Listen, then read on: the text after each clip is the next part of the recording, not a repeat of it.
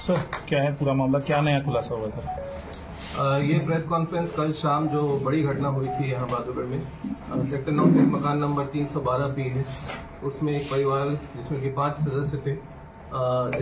जो परिवार के सदस्य का मुखिया हरपाल सिंह, ये 48 साल का था और ये ट्रांसपोर्ट का काम करता है और रुद्रपुर उत्तराखंड से बिलोंग करता है।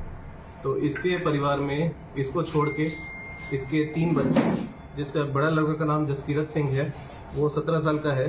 एक लड़की है चहक कौर जो 11 साल की है और एक और लड़का है छोटा जो 9 साल का है, उसका नाम सुखविंदर सिंह है। ये 3 बच्चे और इसकी पत्नी संदीप कौर 38 साल की। इसको छोड़ के चारों की मौत हो गई थी, जो आग में झुलसने से मौत हुई थी। कल शाम के भी प्रेस कॉन्फ्रेंस में मैंने ये बताया था कि इसमें मौके पे कुछ साक्ष्य जो है वो अभी रह रहे हैं और हमारी फॉरेंसिक टीम आने के बाद हम उसमें गहनता से जांच करेंगे और हमारी एक्सपर्ट टीम आने के बाद और हमारी पुलिस के कंटिन्यूअस सर्च ऑपरेशन के बाद, अंधेरा था काफी ज्यादा और लाइट कटी हुई थी मकान की फायर एक्सप्लोजन के कारण, लेकिन हमने उसमें सर्च किया और घर में हमें एक डायरी बरामद हुई।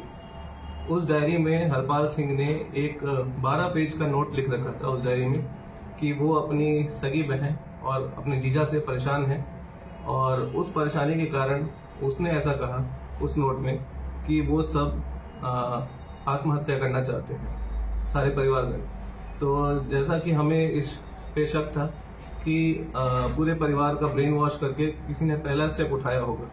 मौके पे जब हमने ध्यान से देखा तो वहां मौके पे हमें पेट्रोल की भी बोतल मिली, जिससे कि यह प्रतीत हुआ कि इसमें आग लगाया गया है, ना कि कोई एसी का नेचुरल ब्लास्ट है, कोई ऐसा कंप्रेसर में फॉल्ट की वजह से ब्लास्ट है।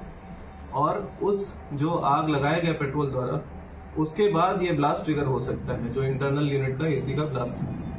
तो उसके बाद हम इसकी तलाश की और ये पीजीआई से डिस्चार्ज हो चुका था, जिसके बाद इसको जब ट्रीटमेंट इसका ओवर हो चुका था, पीजीआई से डिस्चार्ज हो चुका था, इसकी तलाश के बाद इसको हमने पकड़ा और इससे पूछताछ की गई, जिसमें इसने स्पष्ट रूप से ये कबूला है और पुलिस को और भी डिटेल्स सच्चाई में बताई है कि इसने कैसे अपने परिवार को पहले मार के, सभी को एक एक करके पहले मार के फिर उसके बाद उनको जलाया और खुद भी इसे पता नहीं कि उसके बाद क्या हुआ, क्योंकि इसने परिवार के सभी सदस्यों को नींद की गोली दे रखी थी और हैवी डोज ऑफ जो सेडेटिव्स है वो इसने भी ले रखे थे।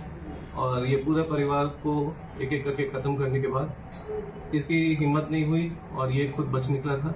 तो इसीलिए हमने हरपाल सिंह के खिलाफ हत्या का मामला दर्ज किया है और इसे आज गिरफ्तार किया। सर मारा कैसे सर इसने, किस चीज से? इसने जो है वो रस्सी से और अपने हाथों से भी उनका गला घोटने का प्रयास किया है, जिसके बाद उनकी हत्या हुई है। जैसा कि अभी मैं बता रहा हूँ कि ये खुद भी पूरी तरह से ठीक नहीं है, इसे पूरी तरह से याद भी नहीं है कि इसने क्या क्या किया है, लेकिन इसने ये भी बताया है कि इसने बच्चों को कुछ तेजदार हथियार भी मारे हैं, जिसके चोट के निशान हमें मौके पे दिखे भी थे और मौके पे कई कुछ मलबा जो है वो बिखरा हुआ था, जिसके कारण हम और साक्ष्य अभी जुटा रहे हैं। मौके को सील कर लिया गया है, सुरक्षित रखा गया है ताकि किसी प्रकार की छेड़खानी न हो और सारे साक्ष्य जो है मौके से वो गैदर किए जाएंगे। इनको हम जो है और गहनता से अभी पूछताछ करेंगे। तो कुछ जो है खबरें चल रही थी, इसलिए मैंने सोचा कि ये क्लैरिफाई कर दें कि एक हत्या का मामला है और परिवार का ही जो सदस्य है, जो पिता है उन बच्चों का और जो पति है उस औरत का, उसने ही बाकी 4 सदस्यों का दम घोट के जला के मारा है और खुद ये बच निकले। कोई विवाद भी सामने, मोटिव क्या था सर? जैसा कि इसका जो नोट मिला है हमें, जो डायरी मिली है इसकी, उसमें ये कहता है कि ये अपने जीजा से और अपनी बहन से तंग है और उसका कोई प्रॉपर्टी का विवाद होगा।